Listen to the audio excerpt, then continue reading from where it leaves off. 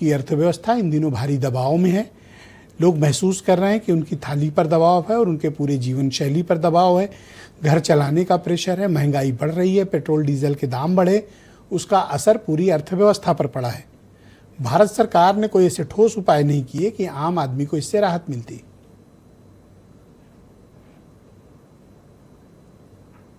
देखिए ब्रिजेश जी, जैसा कि आप भी जानते हैं और लोग भी इस चीज को लेकर बहुत जागरूक हैं कि जिस प्रकार से पश्चिम एशिया में युद्ध जारी है और कोई प्रकांड विद्वान भी अर्थशास्त्री हो वो भी नहीं प्रिडिक्ट कर सकता कि उस युद्ध का कितना बड़ा असर, कितना लंबा असर पड़ेगा।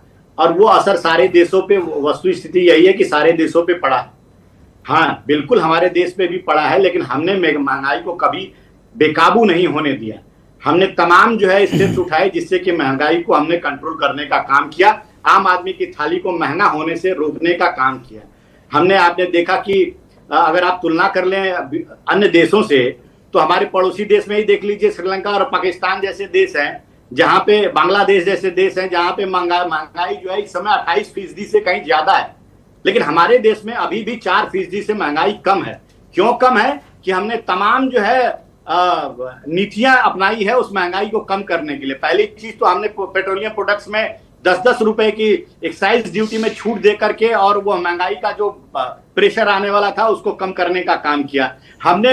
जीएसटी 2.0 रिफॉर्म जो लेकर आए उसमें 0% से लेकर के 5% तक तमाम आवश्यक वस्तुओं का टैक्स जो है वो किया। 12% और 18% के स्लैब को हमने खत्म कर दिया। हमने कल्याणकारी योजनाओं के माध्यम से, आप जानते हैं जैसा कि 80 करोड़ जनता को हमने मुफ्त योजना जो है वो लाभान्वित किया है। हमने उज्ज्वला योजना के अंतर्गत जो है सिलेंडर में सब्सिडी देने का काम किया है। हमने लोगों को 5 लाख तक मुफ्त उपचार देने का काम किया है। ये कल्याणकारी योजनाएं भी कहीं ना कहीं आम आदमी को उस जो दबाव जो दूसरे देश में हो रहे हैं उन दबावों से कम एहसास होने दिया। निश्चित रूप से इसका असर वैश्विक है, हमारे ऊपर भी है। दूसरी बात मैं आना चाहूंगा ब्रिजेश जी, स्पष्टीकरण सरकार की तरफ से भी होना चाहिए, बहुत जरूरी है।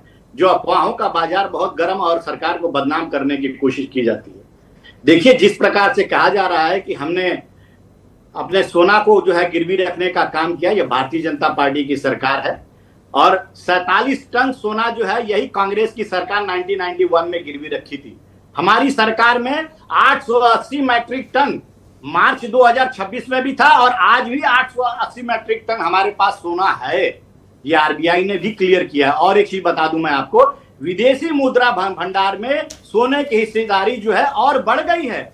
14% से वह हो गई है लगभग 17%। तो कहीं ना कहीं सोने की हिस्सेदारी बढ़ी है। ये लोग ब्लूमबर्ग जो रिपोर्ट आया है, ये सेंसेक्स उसके सेंटीमेंट से हो सकता है गिरे, लेकिन जब आरबीआई की क्लैरिफिकेशन आएगा, जब सरकार की क्लैरिफिकेशन आएगा तो फिर सेंसेक्स बढ़ेगा। तो आप एक बेहद सुनहरी तस्वीर पेश कर रहे हैं। आपके मुताबिक ना आम आदमी पर कोई प्रभाव पड़ा है, ना महंगाई बढ़ी है।